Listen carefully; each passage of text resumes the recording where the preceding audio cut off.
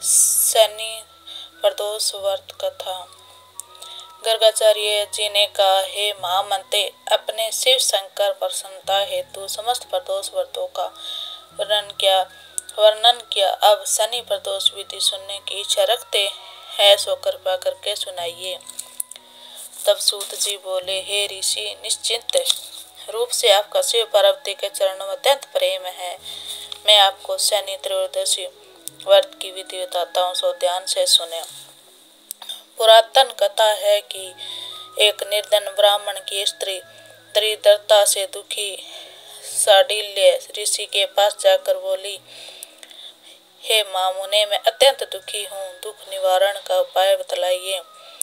मेरे दोनों पुत्र आपकी शरण में हैं। मेरे ज्येष्ठ पुत्र का नाम धर्म है कि राजपुत्र है और लघु पुत्र का नाम शुचिव्रत है, अतः आप में दरिद्रती आप हमारा उद्धार कर सकते हैं।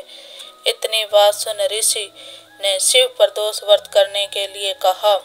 तीनों प्राणी प्रदोष व्रत करने लगे। कुछ समय पश्चात प्रदोष व्रत आया। तब तीनों ने व्रत का संकल्प किया। छोटा लड़का, जिसका नाम शुचिव्रत था, जब तालाब पर स्नान करने गया तो उसे मार्ग में श्रवण कलश धन से भरपूर मिला। उसको लेकर वह घर आया। प्रसन्न हो माता से कहा, हे माँ, धन मार्ग में प्राप्त हुआ है।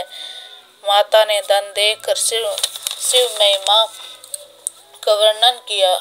राजपुत्र को अपने पास बुलाकर बोली, देखो पुत्र, यह धन हमसे शिव जी की कृपा से प्राप्त हुआ है, अतः प्रसाद के रूप में दोनों पुत्र आधा आधा बांट लो।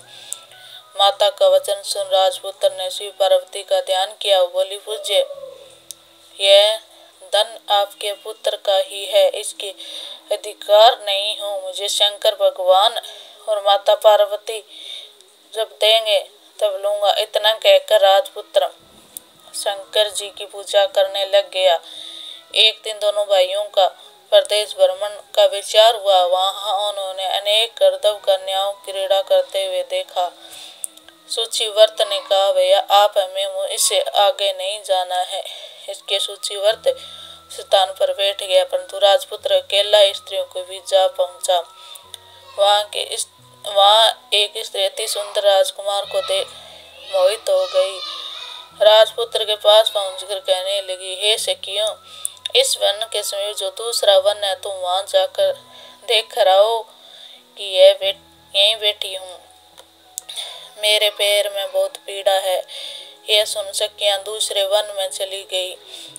वह अकेली सुंदर राजकुमार की ओर देखती रही। इधर राजकुमार को कामुक दृष्टि निहारने लगी। युवती बोली, आप कहाँ रहते हैं? वन में कैसे पधारे? इस राजा के पुत्र का क्या नाम है? राजकुमार बोला, मैं वृद्ध नरेश का पुत्र हूँ, आप अपना परिचय दे। युवती बोली, वित्रविक नाम गंधर्व की पुत्री हूँ, मेरा नाम असुमति है। मैंने अपने मन स्थिति को जान लिया कि आप मुझ पर मोहित है। विधाता ने तुम्हारा सहयोग मिलाया है। युवती ने मोतियों का हार राजकुमार के गले में डाल दिया। राजकुमार हार स्वीकार करते हुए बोला, हे भद्रे, मैंने आपका प्रेम उपहार स्वीकार कर लिया, परंतु निर्धन हूँ। राजकुमार ने इन वचनों को सुनकर गर्दभ कन्या बोली, मैं जैसा कह चुकी हूँ वैसा ही करूंगी, आप अपने घर जाइए। इतना कहकर गर्दभ कन्या सखियों के साथ जा मिली। घर जाकर राजकुमार शुचिव्रत ने सारा वृतांत कह सुनाया। जब तीसरा दिन आया तो राजपुत्र शुचिव्रत ले उसी वन में जा पहुंचा। वहां गर्दभ राज अपने कन्या को लेकर आ पहुंचा। इन दोनों राजकुमारों को देख आनंद से कैलाश पर गया। शंकर जी ने मुझसे कहा कि धर्मगुप्त नाम का एक राजपुत्र है, जो इस समय राज्य विहीन निर्धन है, मेरा परम भक्त है। गर्दभ राज, तुम उसकी सहायता करो। मैं महादेव जी की आज्ञा से कन्या आपके पास लाया हूँ, आप उसका निर्वाह करें। इसकी सहायता कर आपको राजगद्दी पर बिठा दूंगा। इस प्रकार गर्दभ राज ने कन्या का विधिवत विवाह कर दिया। विशेष धन पाकर सुंदर गर्दभ कन्या पाकर राजपूत अति प्रसन्न हुआ। भगवत कृपा से वह समय पर्यंत अपने शत्रुओं का दमन करके राज्य का सुख भोगने लगा।